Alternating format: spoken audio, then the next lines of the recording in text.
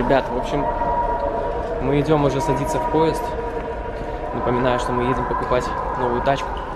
Кто купит билеты в пачку, тот получит. Да все неправильно. Кто возьмет билетов в пачку, тот получит водокачку. А если не будут брать, отключим газ.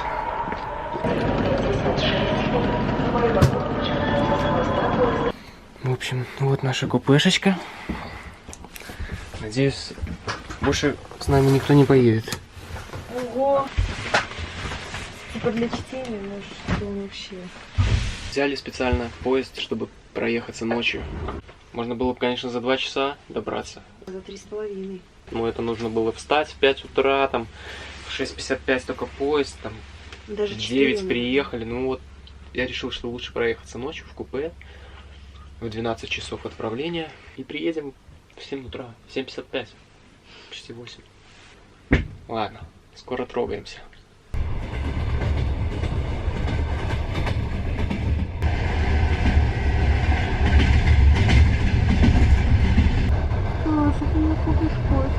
Да.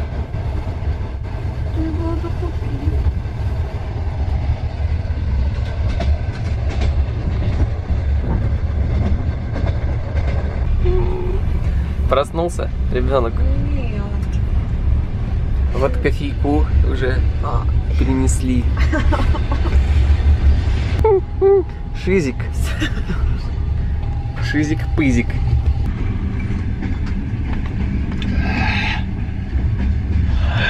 Не похоже на бомжа какого-то. Спасибо большое, до свидания.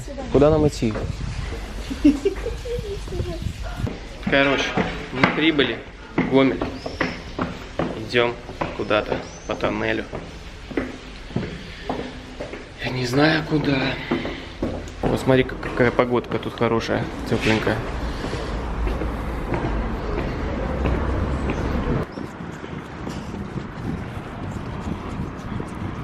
Доброе утро. Доброе. Привет, Здрасте. Саша, очень приятно. Очень приятно. Пожалуйста. Спасибо.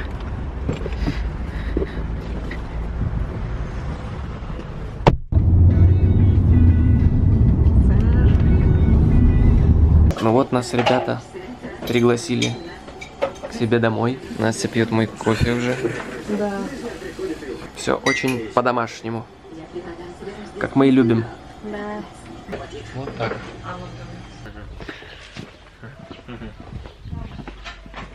Здесь темница. Да вот, здесь, сюда заходить.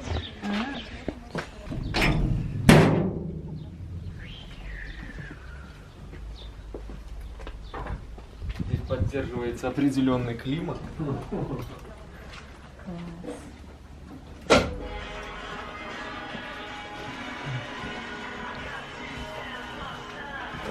Здесь у нее играет рок-н-ролл. Короче, здесь это все и делалось, да? В этом гараже это построилась машина. Как бы это странно ни звучало, в этом гараже эта машина и строилась. Я не боюсь. Мне главное, чтобы была крыша и стены. Все. Больше мне ничего не надо. И на протяжении 4 лет я здесь ночевал, сидел вечерами, короче, и все остальное. То есть это было очень долго, но да, помогали мне все. Поэтому как бы Класс. сейчас я вам расскажу. Рассказывай. Нет, на камеру? Да. Нет, на камеру не буду. Обращай внимание. Я ж хочу рассказать, какие есть моменты по машине. Смотри, ну давай с самого начала.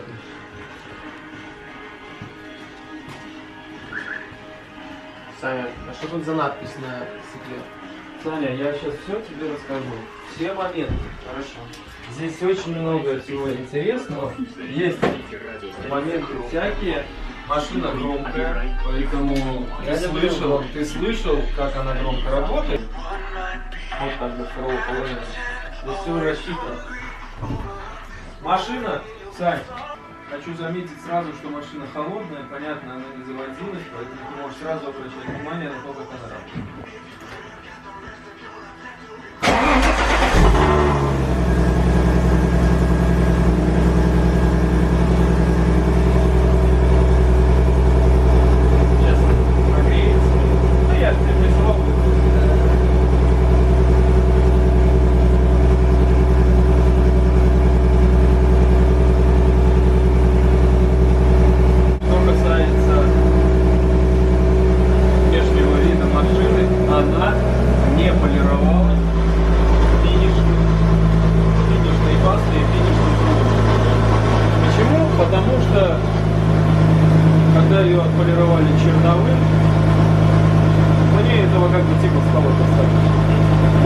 отполировать как положено, но я не стал заморачиваться. Пусть лучше будет запас хороший, да? Что, тебе нравится?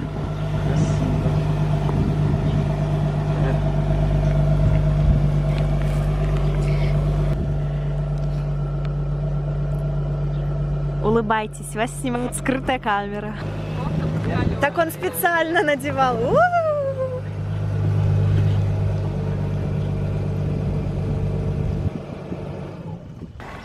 Рассказываю все как есть. Ну, собственно, это не та машина, с которой я что-то буду преувеличивать. Если есть косяк, есть косяк. Если нет косяка, нет косяка. Рассказываю. Она же была другого цвета. Я вот эти моменты вообще как-то не замечал первые 2 года. И уже в конце, когда я начал разбирать машину, я заметил, что у нее вот так вот стоит капот. Причем он здесь ровно, тут ровно. Как будто капот то ли продавлен, то ли что, и так далее. Угу. Я ее отреставрировал и собрал, и все так же и стало на свои места. Но капот не продавлен. Думаешь, сборка такая? Или... Не знаю. На других у пацанов такого нет. Нету. Здесь тоже продавлен. А ну он одинаково. Понимаешь, он одинаково. Но на капоте нету шпатлевки вообще. Как такое может быть? Короче, суть заключается в том, какой я вообще человек.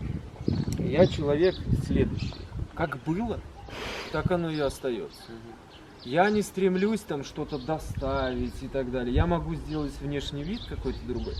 Но вот этот момент меня никогда не напрягал. Как бы, но он есть. И он остался. Вот как я и купил с этой штукой.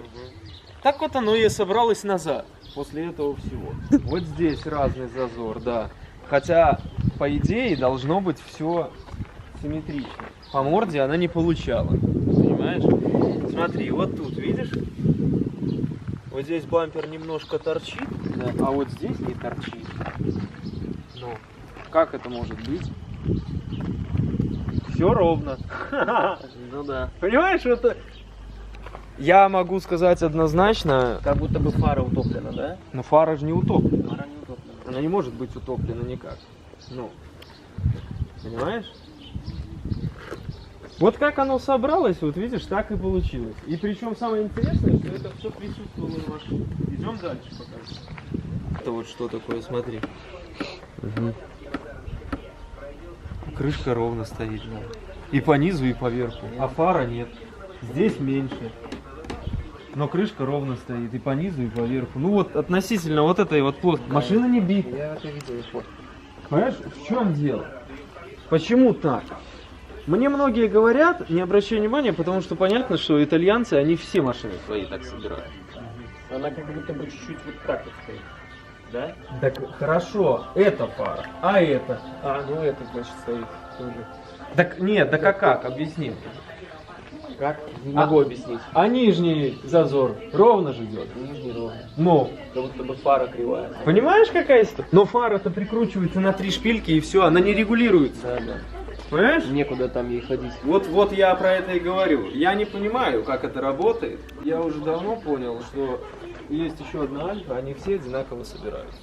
Есть у пацанов альфы, все они кривые. И вот, наверное, новую возьми, она будет кривая.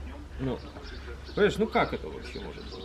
Ну все же, я выставлял эту крышку багажника целый час в свое время, я помню. И ее невозможно выставить так, чтобы сошлись фары. Сводишь фары, и тогда крышка багажника торчит. Понимаешь? Ну как, вот, ну как? Кто мне объяснит? Я не знаю. Потом, Сань, смотри. Значит, порог. Видишь зазоры? Объясняю, что это такое. Зендер пакет этот я искал очень долго. Очень. Это очень редкий комплект. И этот Зендер пакет очень криво висел на машине, с которой я его покупал. Он был такой убитый, что просто порогов, живых мест практически, он весь был разломан, раз то, раз сё. Короче говоря, суть заключается в том, что мы его восстановили хорошо, тут нету шпатлевки на нем, ничего, все восстановлено как положено, все делалось четко. А вот это вот волны, это вот так он висел на той машине. Мы его грели, выгибали, оставляли на ночь в определенном положении. Но мы не смогли сделать так, чтобы он висел ровно.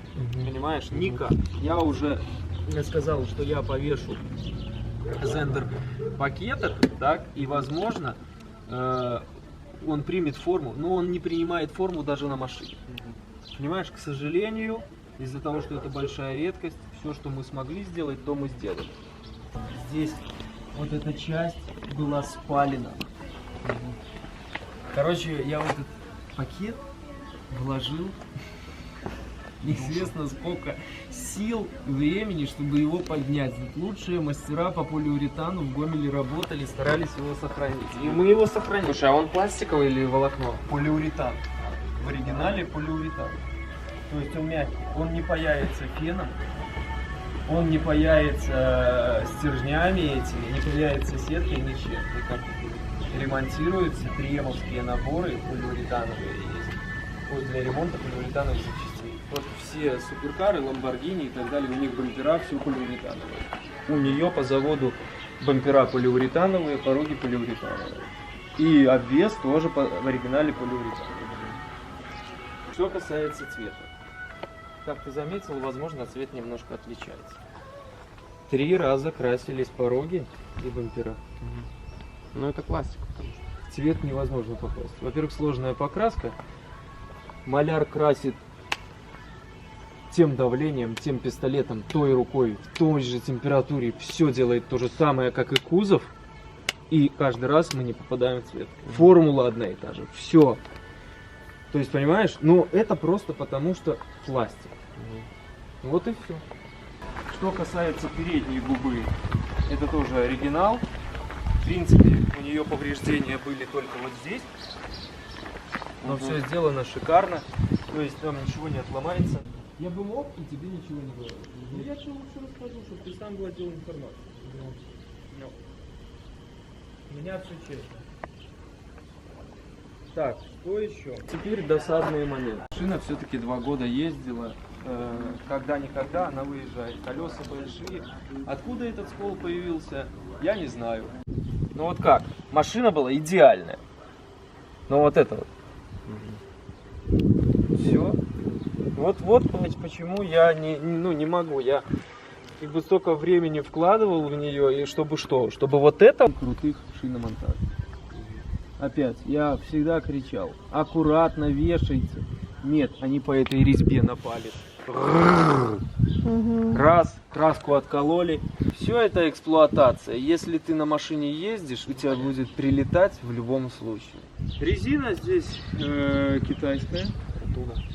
Я не ношусь, что угорел, и мне этой резины более чем достаточно. Я на этой резине ездил в Минск, в Ливень, в Брянск. Она ведет себя прекрасно.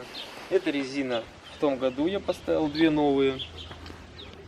Эта резина чуть старше, вот. Но сзади не стоит заморачиваться за шины Pirelli и так далее, потому что если ты ездишь на таком сетапе, она по-любому сзади с внутренней стороны изнашивается. Какой смысл покупать дорогую резину, чтобы что, стереть? Я не вижу смысла абсолютно. Я очень педантично подхожу ко многим вещам. Что касается резины, я не рейсер, я не гонщик, я могу притопить, прижечь, но этой резины для этого достаточно. Ты знаешь, как Zender пакет вообще в оригинале держится на порогах? Ой, на бамперах, на герметике. На стекольном? А? На стекольном герметике? Ну, по большому счету, да. Значит, в юбке, передней, в задней, специальный паз, в который вкладывается герметуз, и она приклеивается. Оно же саморезами даже не держится. Здесь нет саморезы, только держат вот здесь сбоку с торца. Сзади и спереди. Но здесь саморезов нет. Я сказал, никаких саморезов. Что за чмо? То есть они по заводу отверстия типа быть должны, но я сказал, нет, никаких нахер. Ну, вот. И сзади тоже они типа должны быть. Не, я говорю, убираем, никаких саморезов. Ручка болезнь. Ну только одна, да? Остальные только здесь. Внутри. Почему это происходит? Потому что перепады температур, хром на ручках у них не любит перепадов температур. А так как они появились, эти машины у нас в СНГ, скажем так, у нас же холодно. и все, и хром начал трескаться. Ручка — это последняя вещь, которая меняется в двери. Нужно полностью дверь разобрать, всю полностью, и в самом конце ты достать сможешь только ручку. Найти их в идеальном состоянии, новые, было сложно. А нашел я их. Оригинальные новые ручки, только когда собрал всю машину. В Польше. 250 евро 4 штуки. Ладно, цена. Но я не хотел разбирать все назад. 4 двери снимай. Разбирай все. Не, ребят, слушайте, ну я не настолько чеканутый. То есть, ну, вообще, я просто хотел ехать. Она, пока я 4,5 года ее реставрировал, я уже не хотел ее. Да. Я вообще ее не хотел, она мне уже вот здесь сидела, но я дойду до конца. По факту, да, я получил то, что хотел. Ну, а теперь я получил то, что я просто мне на ней жалко ездить. Когда ее кто-то купил и едет, он наслаждается. А я ее строил. Мне жалко.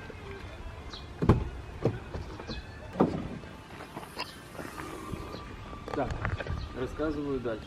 Вот за этой наклейкой мы сейчас поедем. Я потерял наклейку эту. Она у меня была, я ее должен был наклеить. Я ее потерял.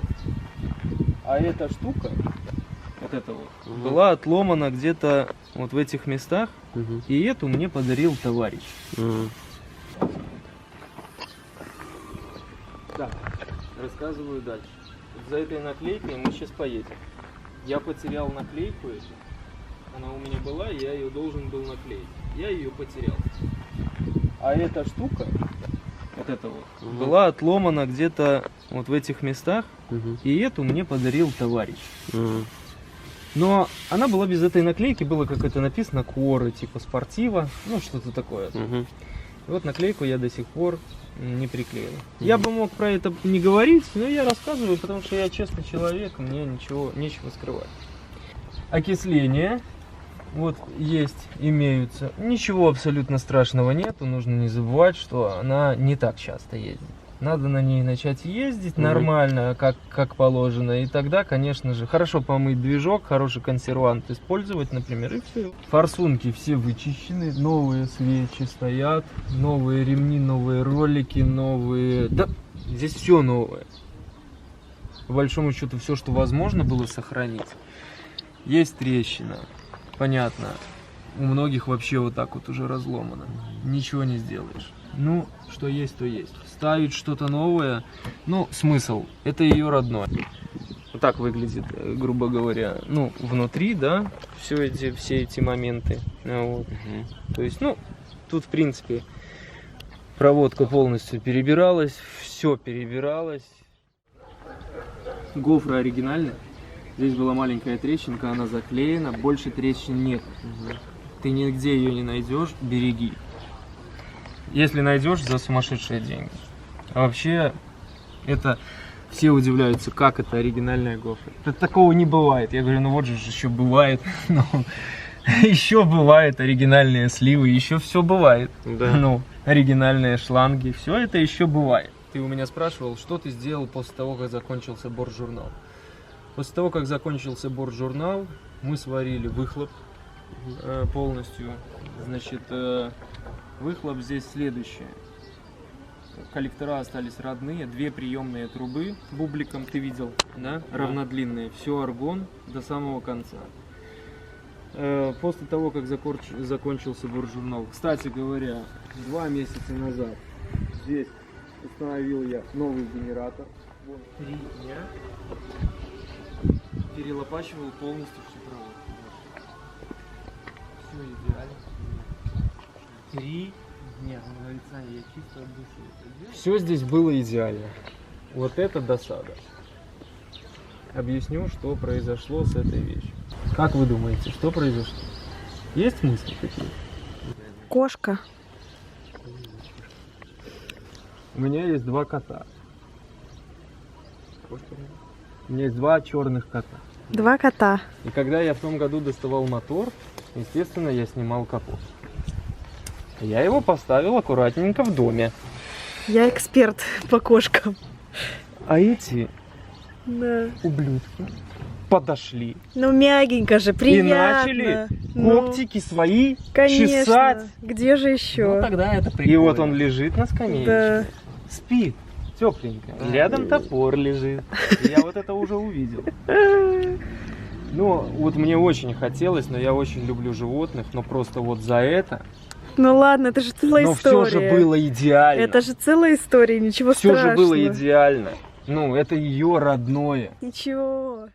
Кстати говоря, может, многим это не нравится, но я эстет в своем, скажем так, стиле, да. Машина не новая. Если сюда поставить новый бачок, понятно, его поменяли, это приятно, но они теперь смотрятся. Мгм. А это бачок тормозов. Они теперь выглядят под один год. Ну да.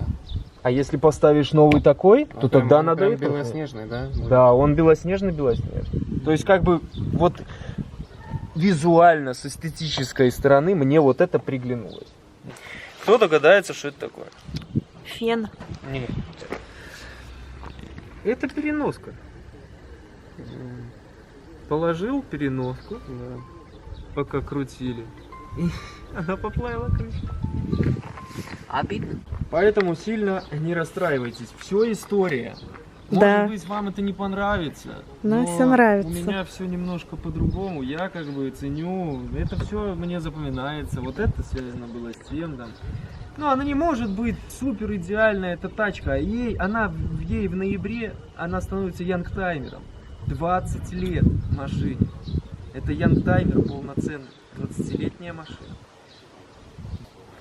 Как ты заметил, петли, да, выкрашены. Я не фанат красить все в один цвет. Для меня это сразу показывает лень. Помните такого автодизайнера Бойд Кодингтон? Слышали когда-нибудь? Это легендарный человек в мире кастомайзинга, который относительно недавно умер молодым. Это был шок для всего мира, что особенно американцы знают. Ты знаешь, кто такой Чип Фус? Да. Чип Фус учился на Бойде Кодингтоне. То есть, получается, он праотец всех хот-родов, всего. А, слушай, я знаю. С бородой в очках. Да. Бойд Кодингтон. Он тут роды делал. Он никогда не красил петли цвет, потому что, и я считаю, это в первую очередь показывает лень. То есть это проще всего взять и все закрасить. Он хромит. Кузов может быть любого цвета, петли хром. Так как у нас с хромом сложно, мы все-таки живем в Беларуси, это ее оригинальное лобовое стекло. Поэтому я с этими сколами езжу, для меня это важно. То есть это показатель сохранности автомобиля. Я бы мог его поменять, это несложно. Но это ее родное стекло. Скол. Да. Пошли показывать.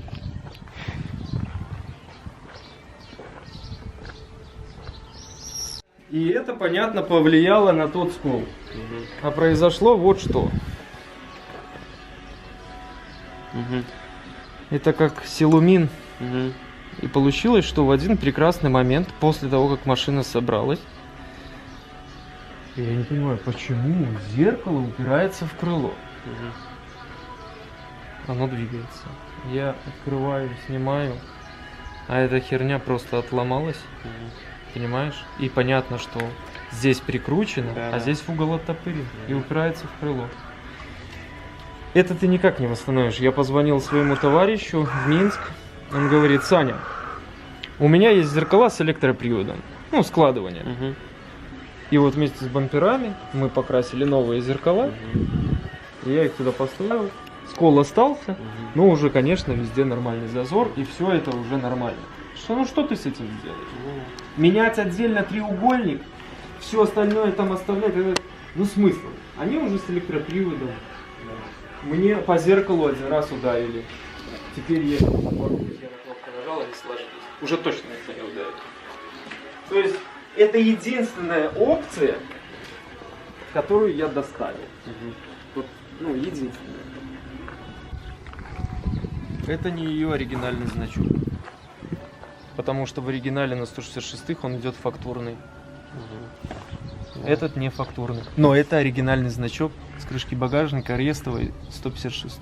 Он закрыт лаком еще раз. Он в идеальном состоянии. Да, он не фактурный. То есть это типа не фэн-шуй, Ну да. но он имеет вид, и он оригинальный тоже. Поэтому и самое главное, что он с золотом, потому что в Ресте они уже в серебре идут. Это важно. Он с золотом. Поэтому мне он нравится, я его сюда поставил, и меня совесть за это не мучает абсолютно. То же самое, Порядок. петли открашены. Газовые упоры, им 3 дня.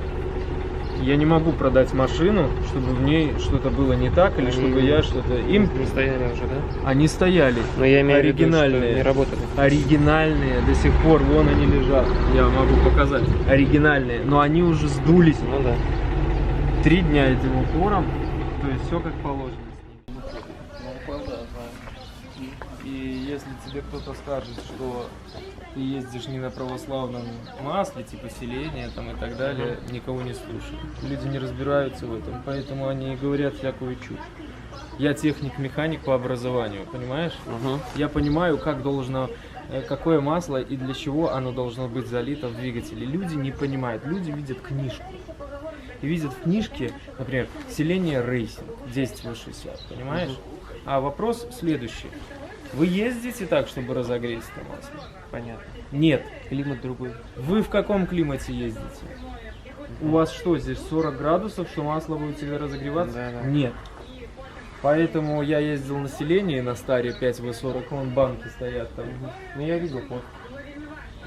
А потом, когда я открыл мотор, он весь в лаке. Щелочное число низкое. Масло дорогое, оригинальное, а ведет себя как петух. Смысла нет никакого. Я начал заливать Лукойл Genesis. Сейчас машина на нем проехала, наверное, 1000, может быть, 3. Она до сих пор светлая. Ну, понятно, я мыл поддон, он идеально чистый, то есть, но в любом случае, я подбираю масло под свой стиль вождения, под свой климат, в котором я эксплуатирую. Без этих вещей ты поломаешь пороги. Это для домкрата. Да, именно так. Оригинальный Zender порог. Если ты на нем будешь поднимать машину, ну вот как она есть, да, обычным оригинальным домкратом, он все равно чуть-чуть будет упираться в порог и сломает тебе его. Для того, чтобы это не происходило, есть такая проставка. Мне их точили, это алюминий, точили на заводе, 2 высокие для жопы, 2 низкие для переда. Но я всегда, если надо одну сторону, беру сразу высокие. Понятно, там отверстие. Вставляешь, подводишь донкрат. Здесь тоже отверстие под донкрат. Через эту проставку поднимаешь на подъемнике, на донкрате, на чем хочешь. В ином случае твои пороги будут поломаны. Понятно. И это чик туда. Все. По-другому здесь быть не может. А все, у кого ломаные пороги, они ломаны из-за того, что они ничего не подкладывают, и им просто все ломают. Башка для гаек, которые сейчас стоят на колесах. Чтобы не поцарапать диски.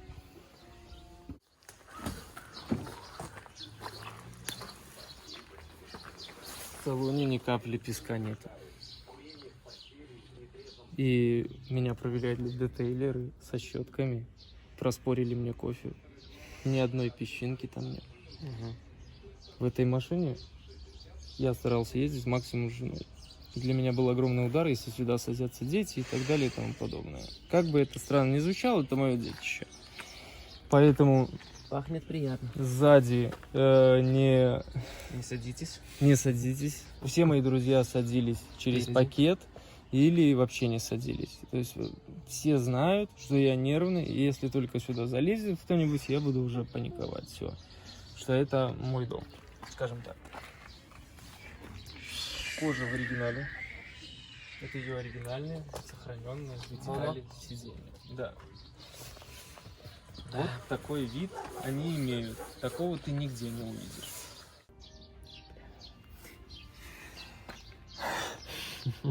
Мне многие говорят: Саня, ты больной вообще на голову или что? Да и что скол? Это нормально, ты собирал машину в гараже, это же не завод.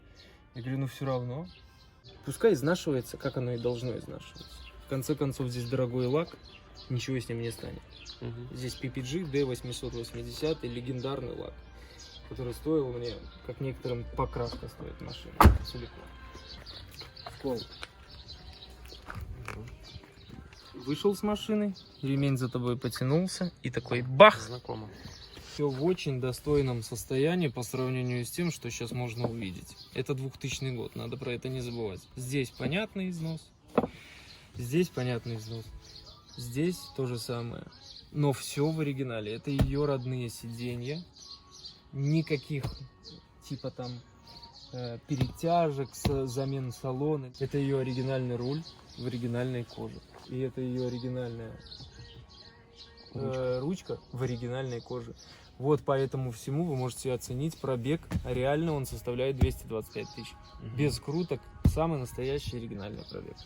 Она полностью выглядит на этот пробег. И подтверждено это сиденьем, рулем и ручкой. И педальками. То есть они тоже не стерты сильно. Этот коврик, естественно, не оригинальный, единственный. С ним она приехала с Германии. С ним ездил чувак здесь, и с ним ездил я, и я не стал его принципиально менять. Потому что, я считаю, есть вещи, которые относятся к тачке. И это не ты должен решать, что с ними делать. Вот эти бусы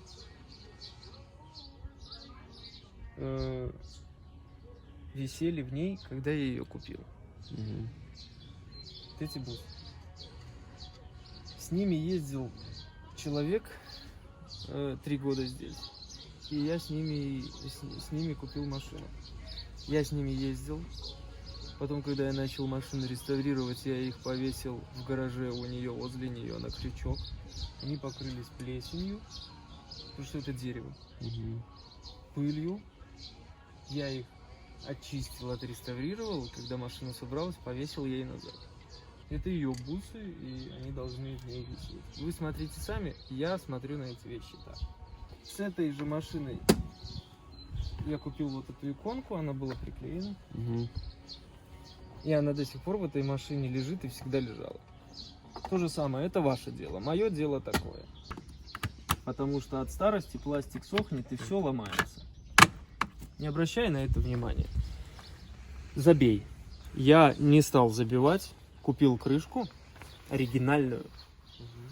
Она мне приехала с другой стороны. Как хорошо. И после этого я уже забил. Закрывай. Первые элементы начали красить. Сразу падает вот такой привет. Как будто бы какой-то скелет упал. Я не знаю, что это такое.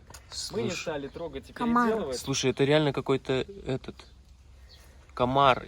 Не комар. Саня, я тебе объясню, в чем Сороконога. прикол. Прикол заключается в том, что это слишком сложная покраска для того, чтобы это переделывать. Лучше оставить так. Поэтому это тот момент, когда старайся. Мелочи жизни. Тебе придется за этой тачкой следить как положено. И в ином случае она потеряет вид и будет обидно. Если не хочешь геморроя, поменяй диск. Сюда станут родные диски. А? Родные диски станут. Станут, но она будет плохо смотреть. Поверь. Если до этих понятно. Да. Можешь покрасить эти целиком. Вместе с полкой. А можешь просто следить за полкой. Полки это прекрасно. Можешь следить за полкой. Очень красиво. Я еще раз повторюсь. Машина выглядит ровно так, сколько ты на нее тратишь сил. На эту машину я тратил очень много сил, времени, поэтому она всегда выглядит вот так. У машины нету катализатора, он вырезан. Он был оригинальный, но его убрали, потому что он уже не работал. Он 200 тысяч не может работать. КАТ работает 1080-100. От нее попахивает. То есть, возможно, ты уже заметил, когда я заводил. Попахивает. И со временем вот эти насадки, они желтеют. Желтеют из-за нашего топлива. Тоже надо полировать. А как ты полируешь? Снимаешь все? Ничего не снимается. Тряпочкой вперед. Прямо вот так протаскиваешь тряпочку. Начинаешь полировать. Вот здесь выполировываешь. Это я тебе сейчас все покажу. Понимаешь, Сань? Понимаю. Здесь все не так легко, поэтому... Но мне это нравится. Если Я тебе готов нравится, кайфую. будь готов, потому что Я следить готов за хоть каждый тачкой день машину. нужно. Ее не надо каждый день. Не, я так Ее образно нужно говорю. покрывать какой-нибудь. Ты можешь в идеале отполировать ее в финиш, если хочешь, финиш, отполировать и покрыть, например, стеклом и так далее. Есть маленький нюанс. Возможно, тебе это и не надо делать. Здесь очень дорогой лак. один из самых крепких. Здесь не керамический лак, но очень дорогой. Только лак на эту машину обошелся в $500. Только краска, без грунтов, без лака, без работы. Просто краска. На нее обошлась больше $600. Только два цвета. Вот этот вот соус, который переливается, и белая база. Плюсовый лак. Короче, общая стоимость покраски машины. Мне сделали, конечно же, скидку. Красил мой бывший коллега с завода. Он занимается этим. Почти $2000. Кто так машины красит?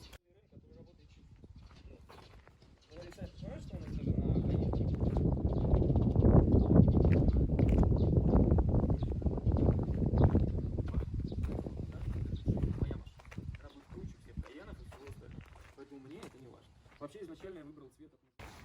Что, поедем кататься? Ну да. Придется на заднее сиденье садиться. Ой, для меня это удар. Ты не смотри на это.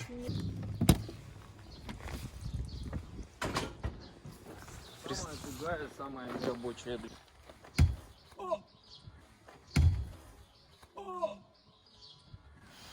Да, она же низкая, аккуратненькая. Кирпичик Больно? пойдет. Ау, да.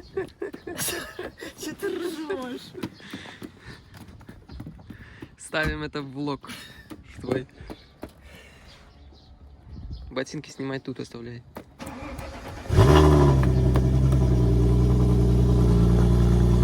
Нормально.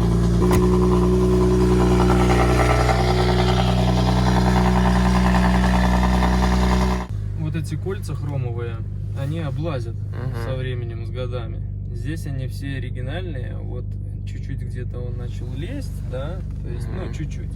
Но это все оригинал.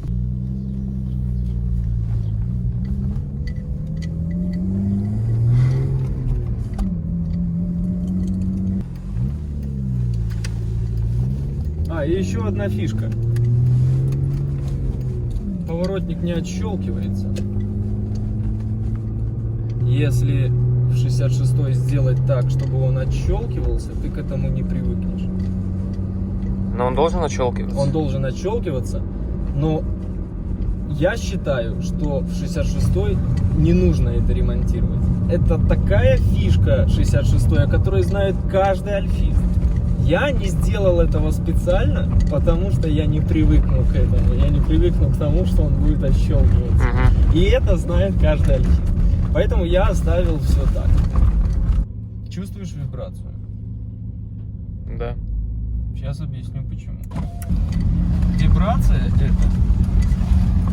исходит из-за того, что задний глушитель подвешен на очень жесткие подвесы, полиуретановые. Да. И от глушителя вибрация передается на кузов. Если повесить более мягкие, глушитель раскачивается и бьет по бамперу. Почему? Потому что раструбы большие, Да. и со статической точки зрения они должны у бампера вот стоять именно с таким зазором. Тогда это очень красиво. Но тогда у них практически нету возможности качаться. То есть они будут ударяться в бампер. Да. Чтобы этого не происходило, я поставил очень жесткие подвесы на заднюю банку. Очень жесткие. Они практически не демпфируют глушитель. Практически. Следовательно, вибрация немного передается на кузов. Опять-таки, вот, пожалуйста, компромисса нет. Или так, или так. Спорт-режим типа. Просто более чувствительная становится педаль газа.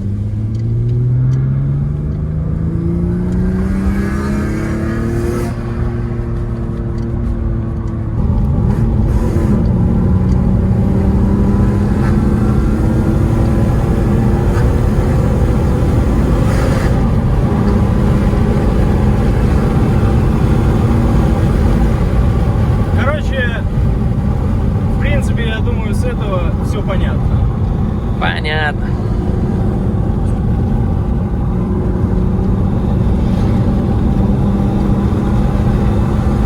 На этой машине можно кайфовать сколько угодно. И когда ты вот так кайфуешь, понимаешь? Понимаешь, вопрос, зачем ты магнитолу эту ставил? Поэтому я ее перестал слушать. Потому что с таким выхлопом... Когда в пробке только стоишь. Да! Эта машина строилась для того, чтобы она притягивала внимание, привлекала взгляды. Да, она не самая быстрая, но мне и не нужна была задача такая. Она нормально едет, достаточно быстро едет, мне этого достаточно. Но главное, то, что на нее все оборачивают. А как пришла мысль о фиолетовых дисках? Фиолетовый мой любимый цвет. Потом я очень любил Кэнди. Мне очень нравится. И мне очень И нравится. есть маленький нюанс, он заключается в том, что к этому цвету машины идеально подошел, как я считаю, фиолетовый цвет диска. Вот никакой другой, а именно фиолетовый.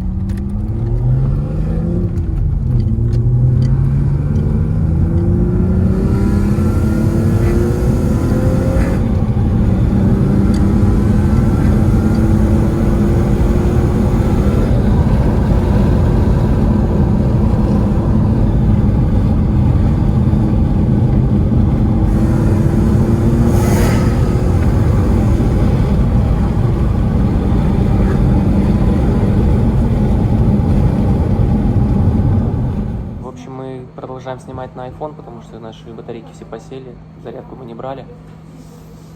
Думаю, так пойдет, правда? Думаю, да. Мы вот все уже едем домой, Или покушать. да, на заправочке выпить кофе, что уже немножко подустали, полдня мы, конечно, шатались, ночью не спали. Сейчас выпьем кофейку, немножко взбодримся и все, и поедем. Мы уже на выезде из города, так что на связи. Домой? Да, ой.